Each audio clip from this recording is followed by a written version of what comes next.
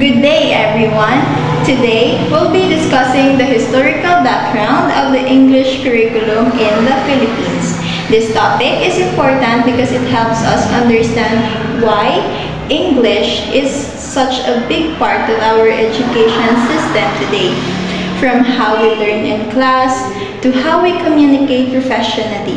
This presentation will take you through the different time periods that shape our current curriculum. On our introduction, the English curriculum in the Philippines has a rich and dynamic history shaped by colonization, cultural shifts, and educational reforms. From the American introduction of English as the medium of instruction in 1901 to the current focus on communicative competence, the curriculum has evolved through various periods, each reflecting the nation's response to historical events and educational needs. This journey highlights how English became deeply rooted in the Filipino education system and remains essential in communication, education, and professional development today. The instruction summarizes how the English curriculum in the Philippines has evolved over time.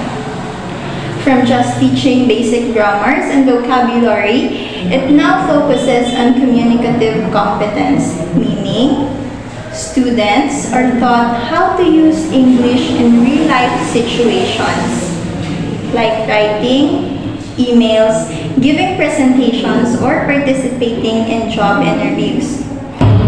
Period 1 from 1901 to 1925, the Speak, Read, and Write movement.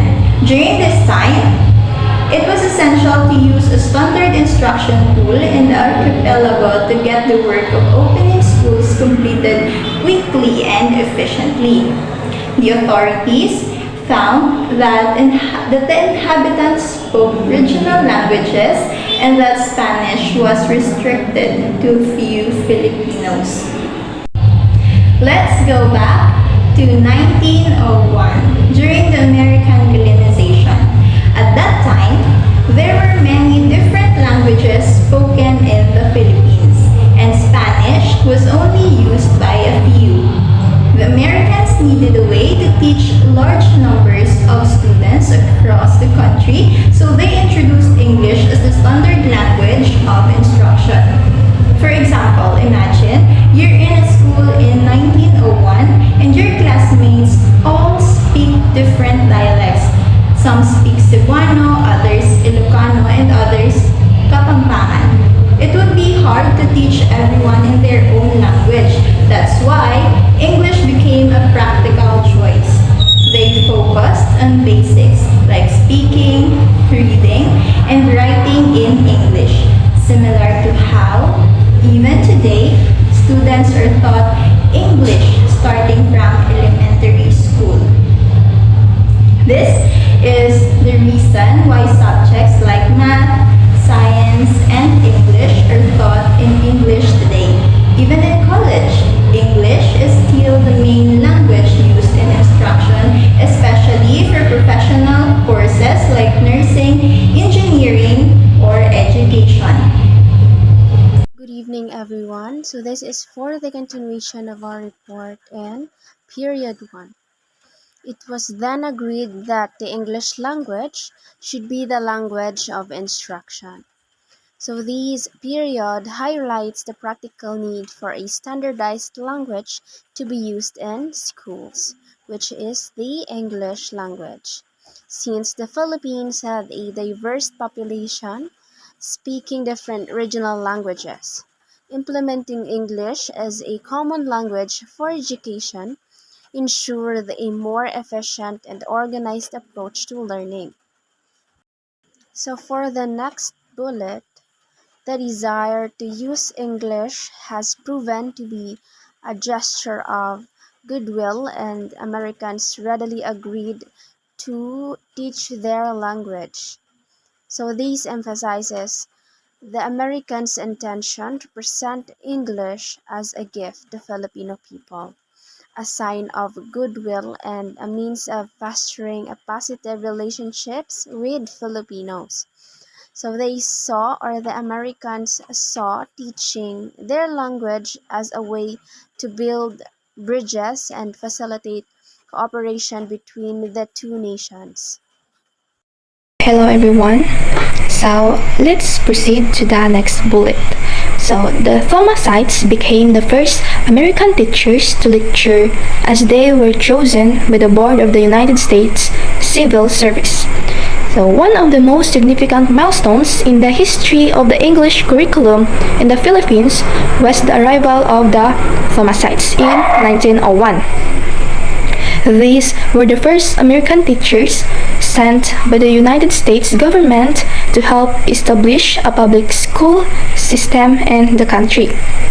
They were carefully selected by the Board of the United States Civil Service, not only for their teaching abilities, but for their willingness to live and serve in a foreign land. So, in addition, the Thomasites arrived aboard the United States Army transport Thomas, a ship that brought over 500 teachers in the Philippines. Their mission was clear: to educate Filipino youth using English as the medium of instruction. This marked a major turning point in Philippine education as English began to replace Spanish and local dialects in formal school. And now let's proceed to the next one. In this period, it is the period that English has been adopted as a means of instruction. So from this period onward, English was officially adopted as the language of instruction in public schools across the country.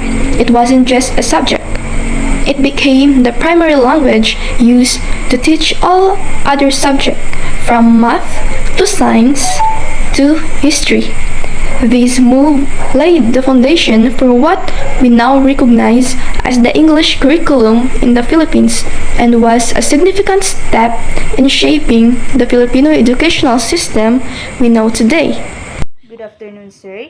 For the continuation of our reporting, the era is often marked by changes in the use of textbook and materials, including a curriculum that has been continuously updated. This era is characterized by evolving educational approaches marked by updated curriculum reflecting modern needs and advancements. This transformation aims to enhance learning outcomes, relevance, and engagement. Next is English was the only language that might be spoken in the school grounds, and it was called the Speak, Read, and Write English Only era.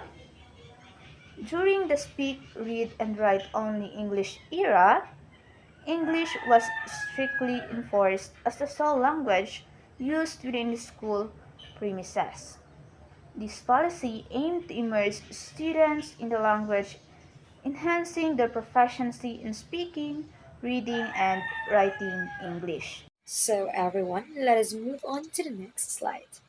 In this slide, it discusses a major turning point in Philippine education during the American colonization, the enactment of Education Act number 74 in 1901. This law was implemented under US President William McKinley, who recommended that English be used as a common language to unify the different regions and dialect in the Philippines. This act was significant because it laid the foundation for the public education system by creating the Bureau of Public Schools, which is known today as the Department of Education. It formalized the use of English in schools and emphasizes its role as a unifying language in the country.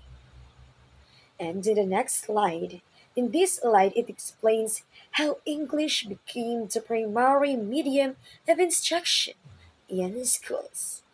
This was not just about the language, it was part of a larger goal known as Americanization of the Filipino people. Through English, The Americans introduced their culture, values, and way of life into the Filipino education system.